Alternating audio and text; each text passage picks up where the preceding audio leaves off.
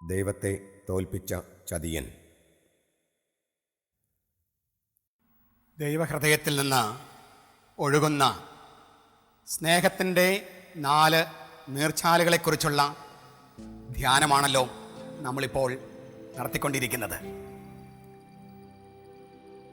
ആ നീർച്ചാലിനെക്കുറിച്ചുള്ള മറ്റൊരു വെളിപ്പെടുത്തൽ കൂടി പങ്കുവെക്കാനായിട്ട് ഞാൻ ആഗ്രഹിക്കുകയാണ്.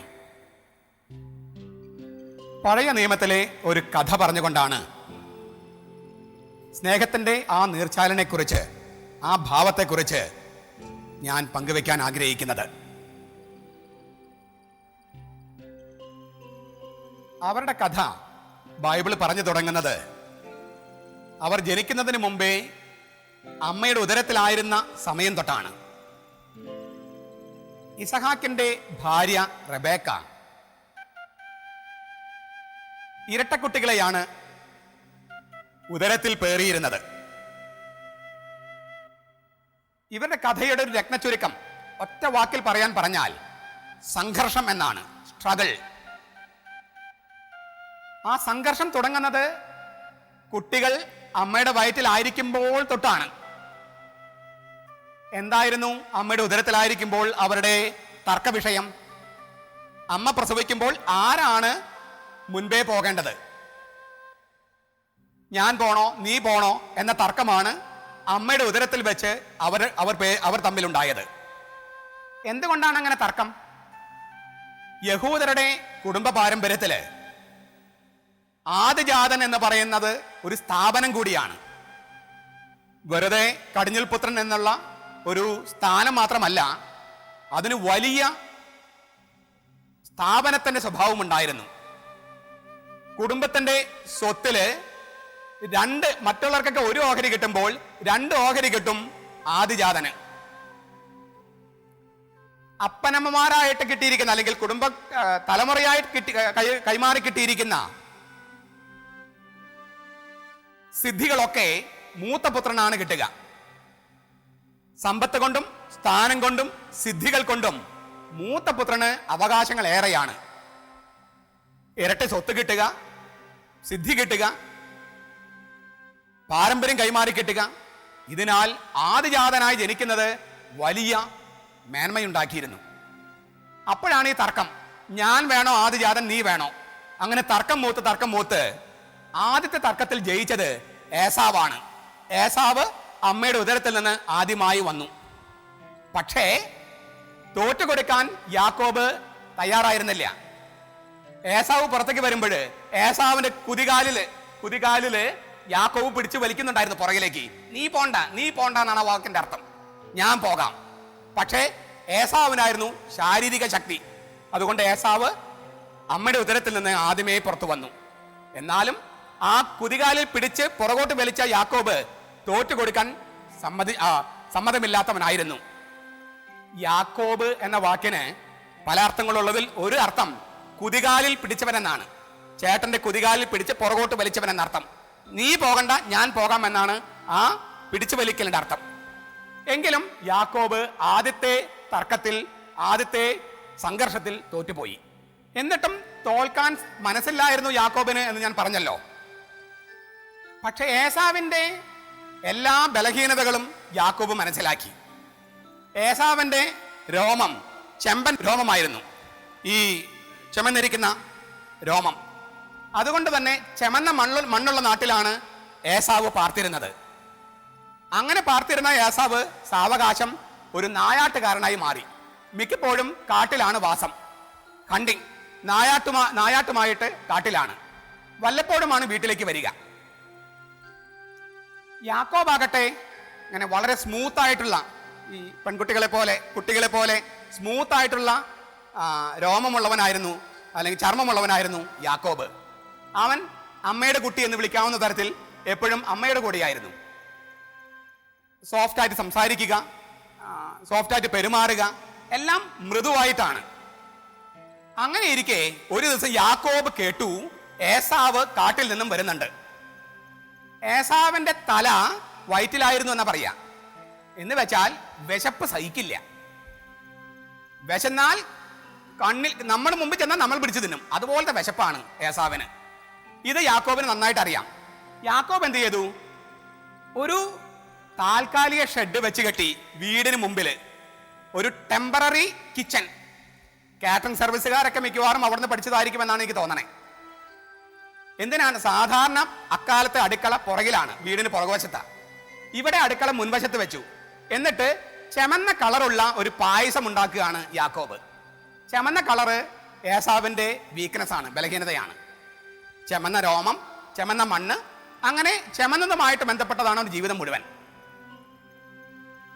ഇങ്ങനെ ഒരു ചെമന്ന പായസം യാക്കോബ് ഇളക്കിക്കൊണ്ടിരിക്കുമ്പോഴാണ് ഏസാവ് കയറി വരുന്നത്. അവൻ ചോദിച്ചു, ഇതെന്താ അത്? ചെമന്ന പായസം, ഇത് നീ എനിക്ക് തായോ, എനിക്ക് വിശന്ന് അല്ലേ, കണ്ണ് കണ്ടുകൂടെ, എനിക്ക് വിശന്നിട്ട് വയ്യ. യാക്കോബ് പറഞ്ഞു, നീ നിന്റെ കടിഞ്ഞൂൽ പുത്ര സ്ഥാനം, അതായത് നീയാണ് ആദിജാതൻ എന്നുള്ള സ്ഥാനം ആദ്യമേ എഴുതി തരിക, അപ്പോൾ ഞാൻ പായസം തരാം. ഏസാവ് വിചാരിച്ചു, മരിക്കാൻ പോകുക ഞാൻ വിശന്നിട്ട്, ഈ കടിഞ്ഞൂൽ പുത്രസ്ഥാനം കൊണ്ട് എന്ത് കാര്യം? അതുകൊണ്ട് അവന്റെ കടിഞ്ഞൂൽ പുത്രസ്ഥാനം യാക്കോബിന് എഴുതി കൊടുത്ത് ഏസാവ് പായസം വാങ്ങിച്ചു. ഒരു ഗ്ലാസ് പായസത്തിന് അവന്റെ കടിഞ്ഞൂൽ പുത്രസ്ഥാനം, സ്വത്തിന്റെ ഇരട്ടി ഓഹരി, തലമുറയായി പകർന്നു കിട്ടിയ സിദ്ധികള്, സ്ഥാനമാനങ്ങള് എല്ലാം ഒരു ഗ്ലാസ് പായസത്തിന് വേണ്ടി അവൻ അടിയറ വെച്ചു. നമുക്ക് സ്വാഭാവികമായിട്ടും ചോദിക്കാവുന്ന ഒരു ചോദ്യമുണ്ട്. എന്നോട് പലരും ചോദിച്ചിട്ടുണ്ട്, ഒരു ചതിയനായ യാക്കോബിനെയാണോ ദൈവം അനുഗ്രഹിക്കേണ്ടത്? ഏസാവിനെ അല്ലേ അനുഗ്രഹിക്കേണ്ടത്? എന്തുകൊണ്ടാണ് ഒരു ചതിയനായ യാക്കോബിനെ ദൈവം തിരഞ്ഞെടുത്തത്? ഇവിടെ നമുക്കൊരു സൂചനയുണ്ട്, അതേക്കുറിച്ച് വിശദമായി ഒരല്പം കഴിഞ്ഞ് ഞാൻ പറയാം. മറ്റൊരു സൂചന കൂടിയുണ്ട്. ആ രണ്ട് സൂചനകൾ കിട്ടിക്കഴിയുമ്പോൾ നമുക്ക് മനസ്സിലാകും എന്തുകൊണ്ടാണ് ദൈവം ഏസാവിനെ തഴഞ്ഞ് യാക്കോബിനെ തിരഞ്ഞെടുത്തത് എന്ന്. ഒരു സൂചന ഇവിടെയുണ്ട്. ആ സൂചന ഇതാണ്: ഒരു അല്പനേരത്തെ വിശപ്പ് പോലും സഹിക്കാൻ പറ്റാത്തവനെയാണോ തിരഞ്ഞെടുക്കപ്പെട്ട ജനത്തിന്റെ പിതാവായി ദൈവം മാറ്റി നിർത്തേണ്ടത്?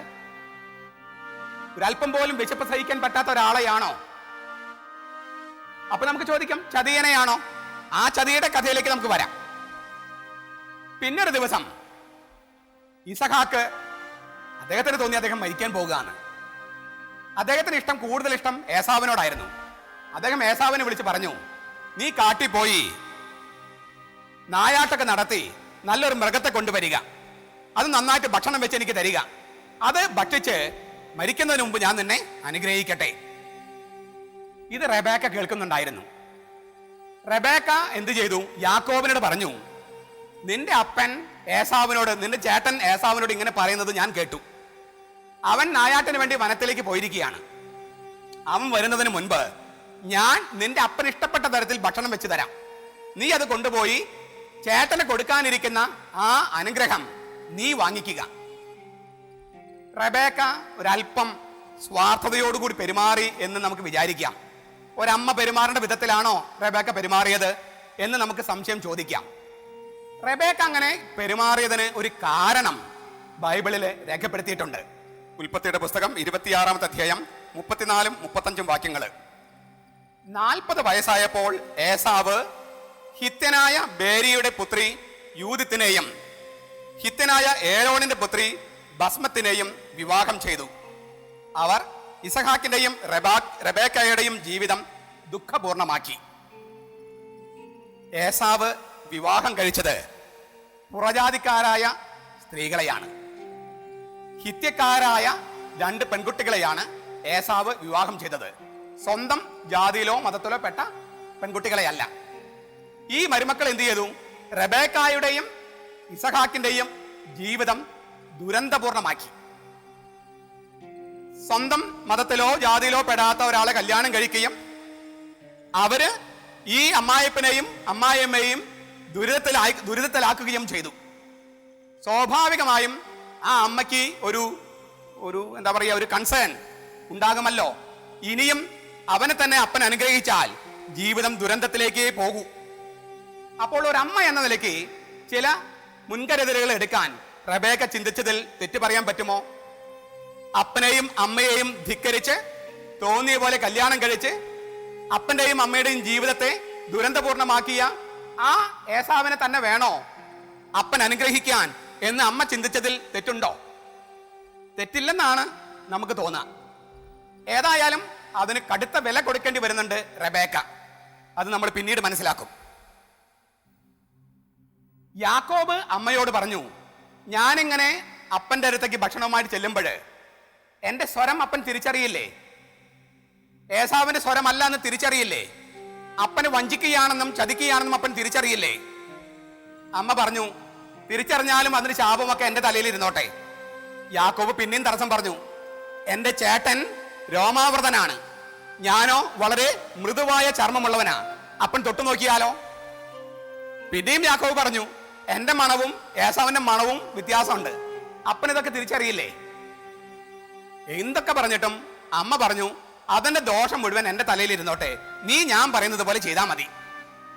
അങ്ങനെ രോമക്കുപ്പായമൊക്കെ ഇട്ട് അമ്മ പാകപ്പെടുത്തി കൊടുത്ത ഭക്ഷണവുമായിട്ട് യാക്കോബ് ഇസഹാക്കിന്റെ മുറിയിലേക്ക് ചെന്നു. വാതിൽക്കൽ മുട്ടി. ഇസഹാക്ക് അന്ധനാണ്. ഇസഹാക്ക് ചോദിച്ചു, ആരാ? യാക്കോബ് പറഞ്ഞു, ഇത് അങ്ങയുടെ മൂത്ത പുത്രനായ ഏസാവാണ്. ഇസഹാക്ക് പറഞ്ഞു, സ്വരം അങ്ങനെയല്ലല്ലോ, നിന്റെ സ്വരം യാക്കോബിന്റെ സ്വരം പോലെ ഇരിക്കുന്നല്ലോ, ഏസാവിന്റെ സ്വരം അല്ലല്ലോ. അല്ല അപ്പ, ഞാൻ അങ്ങയുടെ മൂത്തപുത്രൻ ഏസാവാണ്. അപ്പം പറഞ്ഞു, നീ ഒന്ന് എൻ്റെ അടുത്ത് വന്നേൻ, ഞാൻ നിന്നും തൊട്ടു നോക്കട്ടെ. അങ്ങനെ യാക്കോബ് അപ്പന്റെ ഇസഹാക്കിന്റെ അടുത്തേക്ക് ചെന്നു. ഇസഹാക്ക് പതുക്കെ ആ ശരീരത്തിൽ തലോടി. അപ്പോഴും സംശയം. കൃത്യമായിട്ട് ഏസാവിന് ശരീരമല്ല, എന്നാൽ രോമമുണ്ട് താനും. ഈ ഇസഹാക്ക് പറഞ്ഞു, നീ എൻ്റെ അടുത്തേക്ക് ഒന്നുകൂടി അടുത്ത് വരിക, ഞാൻ നിന്നെ ഒന്ന് മണത്ത് നോക്കട്ടെ. ഇസഹാക്ക് യാക്കോബിനെ മണത്ത് നോക്കി. എൻ്റെ ചോദ്യം ഇതാണ്, ഇസഹാക്കിന് അറിയില്ലായിരുന്നോ അത് യാക്കോബാണെന്ന്? സ്വരം യാക്കോബിന്റെയാണ്, മണം യാക്കോബിന്റെയാണ്, ശരീരവും യാക്കോബിന്റെയാണ്. എന്നിട്ടും ഇസഹാക്കിന് മനസ്സിലായില്ല അത് യാക്കോബാണെന്ന്? മനസ്സിലായി എന്ന് ഊഹിക്കാനാണ് എനിക്ക് തോന്നണേ. അങ്ങനെയാ എനിക്ക് തോന്നണേ, മനസ്സിലായിട്ടുണ്ടാകണം. പിന്നെയും എന്തുകൊണ്ടാണ് അനുഗ്രഹിച്ചത്? ഇത്രയുമൊക്കെ ആയപ്പോൾ തോന്നിക്കാണും ഇത് കർത്താവിന്റെ രീതിയാണ്, അതിനാൽ ഇവനെ തന്നെയാണ് അനുഗ്രഹിക്കേണ്ടത് എന്ന് അറിഞ്ഞുകൊണ്ട് തന്നെയാണ് ഇസഹാക്ക് യാക്കോബിനെ അനുഗ്രഹിച്ചത്.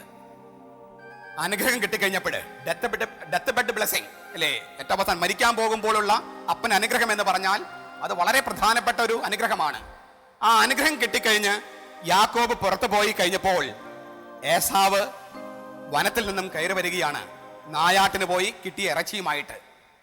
അവനും ഭക്ഷണം പാകപ്പെടുത്തി അപ്പന്റെ വാതിൽക്കൽ ചെന്നു. വാതിൽക്കൽ മുട്ടി. ഇസഹാക്ക് ചോദിച്ചു, ആരായത്? അങ്ങയുടെ കടിഞ്ഞൽ പുത്രനായ ഏസാവാണ്. ചതിച്ചല്ലോ മോനെ, യാക്കോബ് എല്ലാ അനുഗ്രഹവും കൊണ്ടുപോയല്ലോ.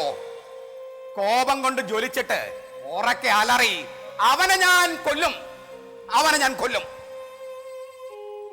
അമ്മ ഇത് കേട്ടു. ഏസാവിന്റെ സ്വഭാവം നന്നായിട്ട് അറിയാവുന്ന അമ്മ യാക്കോബിനോട് പറഞ്ഞു, നീ ഓടുക, ഓടുക, അവൻ നിന്റെ പിന്നാലെ വരും, നീ ഓടുക, അവന് പിടികൊടുക്കാതെ ഓടുക. കുറെ കഴിയുമ്പോൾ അവന് ദേഷ്യം ശമിക്കുമ്പോൾ ഞാൻ നിന്നെ അറിയിക്കാം, നീ ഓടുക, എൻ്റെ ആങ്ങളയുടെ വീട്ടിലേക്ക് ഓടുക. അങ്ങനെ കിട്ടിയതും കയ്യിലെടുത്ത്, എന്ന് വെച്ചാൽ വടി മാത്രം കിട്ടിയുള്ളൂ, ഒരു ചെരുപ്പും വടിയും അതുമായി യാക്കോബ് ഓടുകയാണ്. അങ്ങനെ ഓടി ഓടി ഓടി യാക്കോബ് നദിയുടെ തീരത്തെത്തി. ആ നദി കൂടി കടന്നാൽ യാക്കോബ് വാഗ്ദാന ദേശത്തിന് പുറത്തേക്ക് പോവുകയാണ്. എന്ന് വെച്ചാൽ അവന്റെ ഭൂമി വിട്ട് വിദേശത്തേക്ക് കടക്കുകയാണ്. ഈ അപ്പനെ ചതിച്ചതും ചേട്ടനെ ചതിച്ചതും ഒക്കെ എന്തിനു വേണ്ടിയായിരുന്നു? സ്വന്തം നാട്ടില് അനുഗ്രഹമായിട്ട് സമ്പൽ സമൃദ്ധിയിൽ ജീവിക്കാൻ. ഇപ്പോഴോ ആ നാടും വീടും സ്വദേശവും എല്ലാം ഉപേക്ഷിച്ച് അന്യനാട്ടിലേക്ക് പോകേണ്ടി വരികയാണ്. അപ്പോഴേക്ക് അദ്ദേഹത്തിന് തോന്നി, അവസാനമായിട്ട് ഈ മണ്ണിൽ ഒരു പ്രാവശ്യം കൂടി കിടന്നുറങ്ങണം. നഷ്ടപ്പെടുകയാണ്. ആ നദി കടന്നാൽ സ്വദേശം നഷ്ടപ്പെടുകയാണ്. ഇനി ആ സ്വദേശത്തേക്ക് തിരിച്ചു വരാൻ പറ്റുമെന്ന് തോന്നുന്നില്ല. ചേട്ടൻ കലികൊണ്ട് നിൽക്കുകയാണ്, കൊല്ലുമെന്ന് ഭീഷണിപ്പെടുത്തിയിരിക്കുകയാണ്. മാത്രമല്ല അദ്ദേഹം നായാട്ടിനെല്ലാം പോയി നല്ല ജിമ്മിനൊക്കെ പോയിട്ടുള്ള നല്ല ബോഡിയാണ്. അവനെ തടുക്കാനൊന്നും യാക്കോബിന് കഴിയില്ല. അപ്പോൾ തനിക്ക് എന്നേക്കുമായി തന്റെ വീടും കുടുംബവും ദേശവും നഷ്ടപ്പെടുന്നുവെന്ന് മനസ്സിലാക്കിയ യാക്കോബ് അന്ന് രാത്രി ഒരു പ്രാവശ്യം അവസാനമായി സ്വന്തം ദേശത്ത് കിടന്നുറങ്ങാൻ തീരുമാനിച്ചു. അങ്ങനെ കിടന്നുറങ്ങാനായി ഒരു കല്ലെടുത്തിട്ടു. ആ കല്ല് തലയണയായി അദ്ദേഹം കിടന്നു. അപ്പോൾ അദ്ദേഹത്തിന് ഒരു സ്വപ്നമുണ്ടായി. ആ സ്വപ്നത്തില് കണ്ടതെന്താണ്? ആകാശം മുട്ടേ ഉള്ള ഒരു ഗോവണി, ആകാശം മുട്ടുന്ന ഒരു ഗോവണി. ഇതാണ് യാക്കോബ്. നമ്മൾ ആ സാഹചര്യം ഒന്നുകൂടി ഓർക്കണം. ജീവനും കൊണ്ട് ഓടുകയാണ്. പുറകില് ചേട്ടൻ കൊല്ലാനുള്ള വാക്കത്തിയുമായിട്ട് പുറകില് ജീവനും കൊണ്ട് ഓടുകയാണ്. ഒരു വടി മാത്രമേ കയ്യിലുള്ളൂ, അത് യാത്രയ്ക്ക് സൗകര്യത്തിനാണ്. വേറെ ഒന്നെടുക്കാൻ പറ്റിയിട്ടില്ല, ഒരു ഭാണ്ഡം പോലുമില്ല, ചെരുപ്പ് തന്നെ കഷ്ടിമുട്ടി. അങ്ങനെ ജീവനും കൊണ്ട് ഓടുമ്പോഴും അവന്റെ സ്വപ്നം എത്രയാണ്? ആകാശത്തോളം ഉയർന്ന സ്വപ്നം. നമുക്ക് തിരിച്ചു ചോദിക്കാം, ഇങ്ങനെ സ്വപ്നം കാണുന്നവനെ അല്ലേ ദൈവം അനുഗ്രഹിക്കേണ്ടത്? മറിച്ച് ഒരു നേരത്തെ വിശപ്പ് അടക്കാൻ പോലും പറ്റാതെ, വിശപ്പ് സഹിക്കാൻ പറ്റാതെ ആ വിശപ്പിന് വേണ്ടി വളരെ വിലപ്പെട്ട കടിഞ്ഞുൽപ്പത്ത സ്ഥാനം വിറ്റ ഏസാവിനെയായിരുന്നോ ദൈവം അനുഗ്രഹിക്കേണ്ടത്? മാത്രമല്ല, ഇഷ്ടപ്പെട്ട പെൺകുട്ടികളെല്ലാം കല്യാണം കഴിച്ച് വീട്ടിൽ കൊണ്ടുവന്ന് വീട് മുഴുവൻ ദുരന്തമാക്കിയ അവനെയാണോ വാസ്തവത്തിൽ ദൈവം അനുഗ്രഹിക്കേണ്ടിയിരുന്നത്? യാക്കോബിന്റെ സ്വപ്നം ആകാശമുട്ടയുള്ള സ്വപ്നമാണ്. നമ്മുടെ മുമ്പത്തെ രാഷ്ട്രപതി അബ്ദുൽ കലാം ഇടയ്ക്കിടയ്ക്ക് പറയാറുള്ളതും സ്കൂളുകളിലും കോളേജിലും പോയിട്ട് കുട്ടികളോട് പറയാറുള്ളതുമായ ഒരു വാക്കുണ്ട്: small aim is a crime. ചെറിയ ലക്ഷ്യം കുറ്റകൃത്യങ്ങളാണ്. അത് സത്യമാണെങ്കിൽ നമ്മിൽ മിക്കവരും ക്രിമിനൽസ് ആണ്, കുറ്റവാളികളാണ്. നമുക്കെല്ലാം ചെറിയ ലക്ഷ്യങ്ങളേ ഉള്ളൂ. ചെറിയ ലക്ഷ്യങ്ങള് കുറ്റകൃത്യങ്ങളാണ്. Small aim is a crime. യാക്കോബിന്റെ സ്വപ്നമോ ആകാശത്തോളം മുട്ടയുള്ള സ്വപ്നമാണ്. അതാണ് യാക്കോബ്. ജീവനം കൊണ്ട് ഓടുമ്പോൾ പോലും അവന്റെ സ്വപ്നങ്ങള് ആകാശത്തോളം വലിപ്പമുള്ളതാണ്, സ്വർഗത്തോളം വലിപ്പമുള്ളത്. അതുകൊണ്ടാണ് യാക്കോബിനെ തെരഞ്ഞെടുക്കാൻ, ആകാശത്തോളം സ്വപ്നങ്ങളുള്ള യാക്കോബിനെ തെരഞ്ഞെടുക്കാൻ ദൈവം തീരുമാനിച്ചത്. അങ്ങനെ നേരം വെളുത്തപ്പോൾ യാക്കോബ് ആ കല്ല് എടുത്ത് നേരെ വെച്ചിട്ട് ദൈവത്തോട് പറഞ്ഞു, ഇവിടെ വെച്ച് ഞാൻ ദൈവത്തെ കണ്ടുമുട്ടിയതാണ്. നീ തന്നെയായിരുന്നു എനിക്ക് സ്വപ്നത്തിൽ പ്രത്യക്ഷപ്പെട്ടതെങ്കിൽ ഇവിടെ തിരിച്ചു വരാൻ നീ അനുവാദം തരണം. ഇവിടെ തിരിച്ചു വരാൻ അനുവാദം തന്നില്ലെങ്കിൽ നീ ആയിരിക്കില്ല എൻ്റെ ദൈവം. ആ വാക്ക് കേട്ടപ്പോൾ ദൈവം പോലും പേടിച്ചു പോയി. ഇപ്പൊ അവന് തിരിച്ചെത്തിക്കേണ്ട ചുമതല പാർക്കായി? ദൈവത്തിനായി. ഇതുകൊണ്ടാണ് പലപ്പോഴും നമ്മുടെ ധ്യാന ഗുരുക്കന്മാർ പറയണേ, യാക്കോബ് ദൈവത്തെ പോലും ചതിച്ചവനാണ്. ഇവിടെ വരാൻ, ഈ ദേശത്ത് കാലുകുത്താൻ നീ എന്നെ അനുവദിച്ചില്ലെങ്കിൽ നീ ആയിരിക്കില്ല എൻ്റെ ദൈവം, ഞാൻ വേറെ ദൈവത്തെ തേടിപ്പോവും. അത് കേട്ടപ്പോൾ ദൈവം പേടിച്ചു പോയി എന്നാണ് ചിലര് പറയുക. അതാണ് യാക്കോബ്. വിട്ടുകൊടുക്കാൻ തയ്യാറല്ല. കുതികാലിൽ പിടിച്ചവൻ ആ പിടി വിടാനായിട്ട് തയ്യാറല്ല. അങ്ങനെ ഈ സന്ദേശവുമായിട്ട്, ഈ ഒരു സ്വപ്നവുമായിട്ട് യാക്കോബ് തന്റെ അമ്മയായ റബേക്കയുടെ ആങ്ങള ലാബാന്റെ അടുത്തെത്തി. ലാബാന്റെ അടുത്തെത്തിയപ്പോൾ യാക്കോബ് അമ്മാവനായ അമ്മയുടെ സഹോദരൻ ലാബാനോട് ഉണ്ടായ കഥയെല്ലാം പറഞ്ഞു. ചേട്ടനെ ചതിച്ചതും അപ്പനെ ചതിച്ചതും ഈ ദൈവത്തോട് പറഞ്ഞ കാര്യങ്ങളൊക്കെ. അപ്പോ ലാബാൻ പറഞ്ഞു, നീ എൻ്റെ അസ്ഥിയുടെ അസ്ഥിയും മാംസത്തിന്റെ മാംസവുമാണ് എന്ന് പറഞ്ഞ എന്താർത്ഥം? അണ്ണാൻകുഞ്ഞിനെ മരംകയറ്റം പഠിപ്പിക്കണോ? നമ്മുടെ കുടുംബപരമായിട്ടുള്ള പാരമ്പര്യം എന്താണ്? ചതിക്കലാണ്. നീ എൻ്റെ അസ്ഥിയുടെ അസ്ഥിയും മാംസത്തിന്റെ മാംസവുമാണ്. നമ്മുടെ കുടുംബ പാരമ്പര്യം തന്നെ ചതിക്കലും വഞ്ചിക്കലുമാണ്. അപ്പൊ നിന്നെ ആരും ചതിക്കാനും വഞ്ചിക്കാനും പഠിപ്പിച്ച് തരേണ്ട കാര്യമില്ല. ചേട്ടനെ വഞ്ചിക്കാനും അപ്പനെ വഞ്ചിക്കാനും ദൈവത്തെ വഞ്ചിക്കാനും ഒന്നും നിന്നെ ആരും പഠിപ്പിച്ച് തരേണ്ട കാര്യമില്ല. നീ എൻ്റെ അസ്ഥിയുടെ അസ്ഥിയും മാംസത്തിന്റെ മാംസവും അല്ലേ? യാക്കോബിന്റെ അവസ്ഥ നോക്കുക. ആ നാട്ടില് 7 കൊല്ലം അധ്വാനിച്ചപ്പോൾ അമ്മാവൻ ചതിച്ച് കൊടുത്തത്, കാണിച്ചു കൊടുത്ത പെണ്ണിനെയല്ല കെട്ടിച്ചു കൊടുത്തത്. അമ്മാവൻ ചതിച്ചു, ചതിയനെ ചതിച്ചു, അമ്മാവൻ മരുമോനെ ചതിച്ചു. അത് കഴിഞ്ഞ് പിന്നെ 7 കൊല്ലം കൂടി അടിമയായി ജോലി ചെയ്തിട്ടാണ് റാഹേലിനെ അവന് ഭാര്യയായി കിട്ടിയത്. പിന്നെയും 6 കൊല്ലം അധ്വാനിക്കേണ്ടി വന്നു സ്വന്തമായി കുറച്ച് സ്വത്തുണ്ടാകാൻ, സമ്പത്തുണ്ടാകാൻ. 20 കൊല്ലം അന്യനാട്ടില് സ്വന്തമായി മതവിശ്വാസങ്ങളില്ലാതെ, സ്വന്തമായി രാഷ്ട്രീയ സ്വാതന്ത്ര്യമില്ലാതെ, സാമൂഹ്യ ജീവിതമില്ലാതെ, സാമ്പത്തിക സ്വാതന്ത്ര്യമില്ലാതെ ഒരു അടിമയെ പോലെ, അമ്മാവന്റെ അടിമയെ പോലെ ജീവിച്ചു. കഠിനമായ വില കൊടുക്കേണ്ടി വന്നു അവന്റെ ചതിക്ക്, എല്ലാ അർത്ഥത്തിലും. അങ്ങനെ 20 കൊല്ലം കഴിഞ്ഞപ്പോൾ തിരിച്ചു വരാൻ തീരുമാനിച്ചു യാക്കോബ്. അവിടുന്ന് ഒളിച്ചോടുകയാണ്, സ്വന്തം നാട്ടിലേക്ക് പോകാനുള്ള മോഹം. അങ്ങനെ ഒളിച്ചോടുകയാണ്. അങ്ങനെ ഒളിച്ചോടി തിരിച്ചു വരുമ്പോൾ, ഞാൻ നേരത്തെ പറഞ്ഞൊരു കാര്യം പൂർത്തിയാക്കിയിട്ട് കഥ കണ്ടിന്യൂ ചെയ്യാം. റബേക്ക വലിയ വില കൊടുക്കേണ്ടി വന്നു എന്ന് ഞാൻ പറഞ്ഞല്ലോ. ചേട്ടന്റെ ദേഷ്യം അടങ്ങുമ്പോൾ ഞാൻ തന്നെ അറിയിക്കാം എപ്പോൾ തിരിച്ചു വരണമെന്ന്. ചേട്ടന്റെ ദേഷ്യം അടങ്ങുന്നതിന് മുമ്പേ അമ്മ മരിച്ചുപോയി. റബേക്കയും വലിയ വില കൊടുത്തു അവൾ ചെയ്ത പ്രവൃത്തിക്ക്. യാക്കോബ് 20 കൊല്ലം കഴിഞ്ഞ് തിരിച്ചു വരുമ്പോൾ ഇസഹാക്ക് അപ്പോഴും ജീവിച്ചിരിപ്പുണ്ട്. മരിക്കുമെന്ന് പേടിച്ച് ഇസഹാക്ക് അപ്പോഴും ജീവിച്ചിരിപ്പുണ്ട്. റബേക്ക ജീവിച്ചിരിപ്പില്ല. മാത്രമല്ല, റബേക്കയുടെ ശവസംസ്കാരം പോലും ബൈബിളിൽ വർണ്ണിച്ചിട്ടില്ല. ഒരാളെ സംസ്കരിച്ചിട്ടില്ല എന്ന് പറഞ്ഞാൽ പഴയ നിയമത്തിലാണെങ്കിൽ അതൊരു അവമാനമാണ്.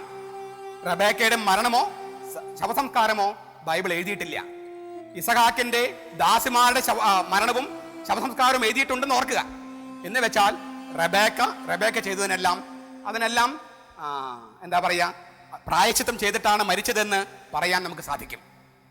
യാക്കോബ് തിരിച്ചു വരികയാണ്. വീണ്ടും മറ്റൊരു നദി കടക്കുമ്പോഴാണ്, ജാബോക്ക് എന്ന് പറയുന്ന ഒരു നദി കടക്കുമ്പോഴാണ് കാനാൻ ദേശത്തേക്ക് കാലെടുത്ത് വെക്കുക, സ്വന്തം നാട്ടിലേക്ക്. 20 കൊല്ലം മുമ്പ് ഒളിച്ചോടി പോയവനാണ് യാക്കോബ്. 20 കൊല്ലം കഴിഞ്ഞ് തിരിച്ച ദേശത്തേക്ക് വരികയാണ്. അപ്പോഴും ഉള്ളിലൊരു ഭയമുണ്ട്. എന്താ ഭയം? ചേട്ടന്റെ ദേഷ്യം അടങ്ങിയിട്ടുണ്ടോ ഇല്ലയോ? അവനെ ഞാൻ കൊല്ലും എന്നായിരുന്നു ചേട്ടന്റെ ഭീഷണി. തിരിച്ചു വരുമ്പോൾ ചേട്ടൻ ആ ദേഷ്യത്തിൽ തന്നെയാണെങ്കിൽ തന്റെയും തന്റെ ഭാര്യമാരുടെയും മക്കളുടെയും ജീവൻ മുഴുവൻ എടുക്കുമെന്ന് യാക്കോബ് ഭയപ്പെട്ടു. യാക്കോബ് എന്ത് ചെയ്തുവെന്ന് നമുക്കൊന്ന് ബൈബിളിൽ നിന്ന് വായിച്ചതിന് ശേഷം നമുക്ക് ഈ കഥ തുടരാം. 32-ാമത്തെ അധ്യായത്തില് ഉൽപ്പത്തിയുടെ പുസ്തകം.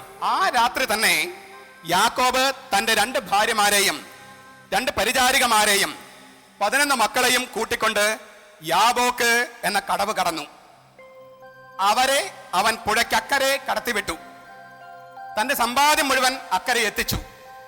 യാക്കോബ് മാത്രം ഇക്കരെ നിന്നു. തന്റെ 2 ഭാര്യമാര്, തന്റെ 2 ദാസിമാര്, അവരിലുണ്ടായ എല്ലാ മക്കള് എന്ന് വെച്ചാൽ അന്ന് 12 മക്കളുണ്ട് യാക്കോബിന്. 11 ആൺമക്കളും ഒരു പെൺകുട്ടി, ദീന എന്ന് പറഞ്ഞ പെൺകുട്ടിയും. ബെഞ്ചമിൻ എന്ന് പറഞ്ഞിട്ടുള്ള 12-ാമത്തെ ആൺകുട്ടി, അവൻ അന്ന് ജനിച്ചിട്ടില്ല. അവൻ മാത്രമാണ് കാനാൻ ദേശത്ത് യാക്കോബ് എത്തിയതിനു ശേഷം ജനിച്ചത്. അപ്പൊ 11 ആൺമക്കള്, ഒരു പെൺകുട്ടി, 2 ഭാര്യമാര്, 2 വെപ്പാട്ടികള്, അങ്ങനെയുള്ള എല്ലാവരെയും നദിക്ക് അക്കരെ എത്തിച്ചു. തന്റെ സമ്പാദ്യം മുഴുവൻ അക്കരെ എത്തിച്ചു. അതെത്തിച്ച വിധമൊക്കെ നിങ്ങൾ വായിച്ചാല് ഒരു മിലിറ്ററി ക്യാമ്പ് പോലെയാണ്. ആദ്യം ദാസിമാരുടെ മക്കള്, പിന്നത്തെ ദാസിമാരുടെ മക്കള്, പിന്നെ ആദ്യ ഭാര്യയിലെ ലയായിലുണ്ടായ മക്കള്. ഇഷ്ടപ്പെട്ട ഭാര്യ റാഹേല് ഉണ്ടായത് ഒറ്റ കുഞ്ഞേ ഉള്ളൂ, ജോസഫ്. അവനെ മാത്രം പുറകിൽ നിർത്തി. പിന്നെ റാഹേല്. ചേട്ടൻ കൊല്ലാൻ വേണ്ടി വന്നാലും ആദ്യം കൊല്ലപ്പെടുക ദാസന്മാരും ദാസിമാരും ഒക്കെയാണ്. ഇഷ്ടപ്പെട്ട ഭാര്യയും മകനും കൊല്ലാതിരിക്കാൻ പട്ടാളത്തിലെ ക്യാമ്പ് പോലെയാണ് യാക്കോബ് എല്ലാവരെയും ക്രമപ്പെടുത്തിയത്. അതൊക്കെ നിങ്ങൾക്ക് പിന്നീട് വായിക്കാം. യാക്കോബ് എല്ലാം അക്കരെ എത്തിച്ചു. ഇക്കരെ യാക്കോബ് തനിച്ചു നിന്നു. ആ രാത്രി മുഴുവൻ യാക്കോബ് ഇക്കരെ തനിച്ചു നിന്നു. അങ്ങനെ തനിച്ചു നിന്ന ആ രാത്രിയിൽ ഉണ്ടായ സംഗതി എന്താണ് എന്ന് നമുക്ക് വേദപുസ്തകത്തിൽ നിന്ന് നേരിട്ട് വായിക്കാം. യാക്കോബ് മാത്രം ഇക്കരെ നിന്നു. അവിടെ വെച്ച് ഒരാൾ നേരം പുലരുന്നത് വരെ അവനുമായി മൽപ്പിടുത്തം നടത്തി. കീഴടക്കാൻ സാധ്യമല്ലെന്ന് കണ്ടപ്പോൾ അവൻ യാക്കോബിന്റെ അരക്കെട്ടിൽ തട്ടി. മൽപ്പിടുത്തത്തിനിടയിൽ യാക്കോബിന്റെ തുട അരക്കെട്ടിൽ നിന്ന് തെറ്റി. അവൻ പറഞ്ഞു, നേരം പുലരുകയാണ്, ഞാൻ പോകട്ടെ. യാക്കോബ് മറുപടി പറഞ്ഞു, എന്നെ അനുഗ്രഹിച്ചിട്ടല്ലാതെ അങ്ങയെ ഞാൻ വിടുകയില്ല. അവൻ ചോദിച്ചു, നിന്റെ പേരെന്താണ്? യാക്കോബ് എന്ന് മറുപടി പറഞ്ഞു. അപ്പോൾ അവൻ പറഞ്ഞു, ഇനിമേൽ നീ യാക്കോബ് എന്നല്ല, ഇസ്രായേൽ എന്ന് വിളിക്കപ്പെടും. കാരണം ദൈവത്തോടും മനുഷ്യരോടും നീ മല്ലിട്ട് ജയിച്ചിരിക്കുന്നു. യാക്കോബ് അവനോട് പറഞ്ഞു, അങ്ങയുടെ പേര് എന്നോട് പറയണമെന്ന് ഞാൻ അപേക്ഷിക്കുന്നു. എന്തിനാണ് എന്റെ പേരറിയുന്നത്? അവൻ ചോദിച്ചു. അവിടെ വെച്ച് അവൻ യാക്കോബിനെ അനുഗ്രഹിച്ചു. ദൈവത്തെ ഞാൻ മുഖത്തോട് മുഖം കണ്ടു, എന്നിട്ടും ഞാൻ ജീവനോടെ ഇരിക്കുന്നല്ലോ എന്ന് പറഞ്ഞുകൊണ്ട് യാക്കോബ് ആ സ്ഥലത്തിന് പെനുവേൽ എന്ന് പേരിട്ടു. അവൻ പെനുവേൽ കടന്നപ്പോഴേക്കും സൂര്യൻ ഉദിച്ചു. ഉളുക്കു നിമിത്തം അവൻ ഞൊണ്ടുന്നുണ്ടായിരുന്നു. ആരായിരുന്നു ഈ രാത്രിയില് മൽപ്പിടുത്തം നടത്തിയ ആ വ്യക്തി? ആരായിരുന്നു അന്ന് രാത്രി മൽപ്പിടുത്തം നടത്തിയ വ്യക്തി? ആരായിരുന്നു? ദൈവം ആയിരിക്കാം, ദൈവദൂതൻ ആയിരിക്കാം, വേറെന്തെങ്കിലും അർത്ഥം? ബൈബിളിൽ എഴുതിയിരിക്കുന്നത് എ മിസ്റ്റീരിയസ് വൺ, നിഗൂഢനായ ഒരു വ്യക്തി എന്ന് എഴുതിയിട്ടുള്ളൂ. നമ്മുടെ പരമ്പരാഗത വ്യാഖ്യാനത്തിൽ അത് ദൈവദൂതനാണ്, ബൈബിളിൽ തന്നെ അത് ദൈവമാണ് എന്ന് എഴുതിയിട്ടുണ്ട്. നമുക്ക് ചില സംഗതികളൊന്ന് പരിശോധിക്കാം. അപ്പോൾ അറിയാം ആരാണ് ഈ വ്യക്തി എന്ന്.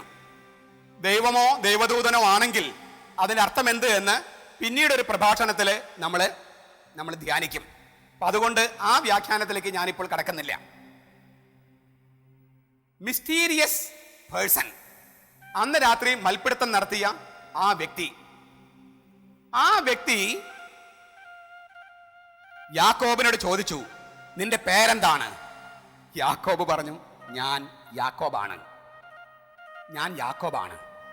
അപ്പോൾ ഈ യാക്കോബ് നിഗൂഢ വ്യക്തിയോട് ചോദിച്ചു, അങ്ങയുടെ പേര് പറയണമെന്ന് ഞാൻ അപേക്ഷിക്കുന്നു.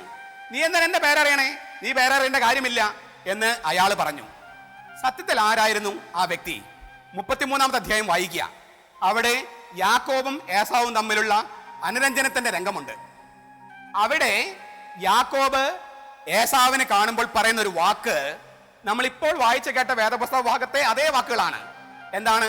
ഏസാവിനെ കണ്ടപ്പോൾ യാക്കോബ് പറഞ്ഞു, ദൈവത്തിന്റെ മുഖം കണ്ടാലെന്ന പോലെയാണ് ഞാൻ അങ്ങയുടെ മുഖം കാണുന്നത്. ദൈവത്തിന്റെ മുഖം കണ്ടാലെന്ന പോലെയാണ് ഞാൻ അങ്ങയുടെ മുഖം കാണുന്നത്. ഈ രാത്രി മൽപ്പിടുത്തത്തിന് ശേഷം എന്താണ് യാക്കോബ് പറഞ്ഞത്? ദൈവത്തെ മുഖത്തോട് മുഖം കണ്ടു എന്ന് പറഞ്ഞ് പെനുവേൽ, ദൈവത്തിന്റെ മുഖം എന്നാണ് ആ വാക്കിനർത്ഥം. ദൈവത്തെ മുഖത്തോട് മുഖം കണ്ടു എന്ന് പറഞ്ഞ് പെനുവേൽ എന്ന സ്ഥലത്തിന് പേരിട്ടു. അപ്പൊ ആരായിരുന്നു ആ നിഗൂഢ വ്യക്തി? ഏസാവായിരുന്നു. അപ്പൊ നമുക്ക് ചോദ്യം ഒന്ന് വീണ്ടും ചോദിക്കാം. എന്തിനാണ് യാക്കോബ് ഏസാവിനോട് അനുഗ്രഹിച്ചാൽ അല്ലാതെ ഞാൻ അങ്ങയെ വിടുകയില്ല എന്ന് പറഞ്ഞത്? അനുഗ്രഹിച്ചാൽ അല്ലാതെ ഞാൻ അങ്ങയെ വിടുകയില്ല. ചേട്ടനെ ചതിച്ച് കടിഞ്ഞിൽ പുത്രസ്ഥാനം നേടിയവനാണ് യാക്കോബ്. അപ്പനെ ചതിച്ച് ഡെത്ത് ബെഡ് ബ്ലെസ്സിംഗ് എന്ന് പറയുന്ന മരണക്കിടക്കയിലെ അനുഗ്രഹം വാങ്ങിച്ചവനാണ് യാക്കോബ്. അപ്പന്റെ അനുഗ്രഹം കിട്ടിയവന് എന്തിനാണ് ചേട്ടന്റെ അനുഗ്രഹം? ചതിച്ച് വാങ്ങിച്ചാൽ അനുഗ്രഹമാകുമോ? അനുഗ്രഹമാകില്ല. ചതിക്കപ്പെട്ടത് ആരായിരുന്നു? ചേട്ടനാണ്. അപ്പനെ ചതിച്ചപ്പോൾ വാസ്തവത്തിൽ ചതിക്കപ്പെട്ടത് ചേട്ടനാണ്. ഇപ്പോൾ അനുജൻ ചേട്ടന്റെ മുമ്പിൽ കരഞ്ഞ് പിടിവിടാതെ പിടിച്ചിട്ട് പറയാണ്, ചേട്ടൻ അനുഗ്രഹിച്ചാൽ അല്ലാതെ ഞാൻ പിടിവിടുകയില്ല. ഏസാവ് ചേട്ടൻ ഈ അനുജനോട് എല്ലാം ക്ഷമിച്ച് അനുഗ്രഹിക്കാൻ തീരുമാനിക്കുകയാണ്. പക്ഷെ അതിനു മുൻപ് ഒരു ചോദ്യം, നിന്റെ പേരെന്താണ്? യാക്കോബ് എന്ന വാക്കിന് എന്താ അർത്ഥം? മറ്റൊരർത്ഥം ചതിയൻ, വഞ്ചകൻ. ഏസാവ് അനിയനോട് പറയാ, നിന്റെ പേരെന്താണ്? യാക്കോബ് പറയണം, ചതിയനാണ് ഞാൻ. അവിടെ വെച്ച് ചതിയനാണ് ഇവനെന്ന് സമ്മതിച്ചപ്പോൾ ഏസാവ് അനുഗ്രഹിച്ചു. പക്ഷേ ആ മൽപ്പിടുത്തത്തിനിടയില് യാക്കോബിന്റെ തുട ഈ അരക്കെട്ടിൽ നിന്നും തെന്നിമാറി അവൻ ഉളുക്കി. നമ്മളെ കഥ കേട്ട് അവസാനം പറയാണ്, യാക്കോബ് ഞൊണ്ടിയാണ് കാനാൻ ദേശത്തേക്ക് കടന്നത്.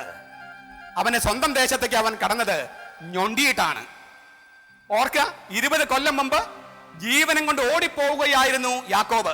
ഓടുകയായിരുന്നു ജീവനം കൊണ്ട്. ഇപ്പോൾ ഞൊണ്ടി വേണം സ്വന്തം ദേശത്തേക്ക് കടക്കാൻ. എന്ന് വെച്ചാൽ അവൻ വിചാരിച്ചിരുന്നു അവനെല്ലാം കീഴടക്കി എന്ന്. ഒന്നും കിട്ടിയിട്ടുണ്ടായിരുന്നില്ല. 2 ഭാര്യമാര്, 2 ദാസിമാര്, 11 ആൺകുട്ടികള്, ഒരു പെൺകുട്ടി, ഇഷ്ടംപോലെ സമ്പത്ത്. പക്ഷെ ഇല്ലാതെ പോയത് ദൈവത്തിന് അനുഗ്രഹം മാത്രം. കാരണം ചതിച്ചിട്ട്, അപ്പനെ ചതിച്ചിട്ടും ചേട്ടനെ ചതിച്ചിട്ടും ദൈവത്തെ ചതിച്ചിട്ടും അനുഗ്രഹം കിട്ടില്ല. ധാരാളം സ്വത്ത്, ധാരാളം മക്കള്, ധാരാളം സേവകന്മാര്, എല്ലാം സമൃദ്ധിയായിട്ട്. പക്ഷെ ദൈവത്തിന് അനുഗ്രഹം മാത്രം ഇല്ലാതെ പോയി. അതിനാൽ ആരെയാണോ ചതിച്ചത് ആ ഏസാവിന്റെ മുമ്പില് ഇരുന്ന് അനുഗ്രഹിച്ചാലല്ലാതെ പിടിവിടുകയില്ല എന്ന് പറഞ്ഞ് കൈകളും കാലുകളും ഇല്ലേ ഹാൻഡിക്യാപ്ഡായി വികലാംഗനായി പോകുന്നത് വരെ കരഞ്ഞപ്പോഴാണ് വാസ്തവത്തിൽ അവന് അനുഗ്രഹം കിട്ടിയത്. നമുക്ക് ഉത്തരം കിട്ടുകയാണ്. താൻ ചതിച്ച സഹോദരൻ ഏസാവുമായി രമ്യതപ്പെട്ടപ്പോൾ മാത്രമാണ്, അവൻ്റെ മുഖത്തെ ദൈവത്തിൻ്റെ മുഖമായി കണ്ടപ്പോൾ മാത്രമാണ് യാക്കോബിന് ദൈവത്തിൻ്റെ വാഴ്വ് ലഭിച്ചുള്ളൂ.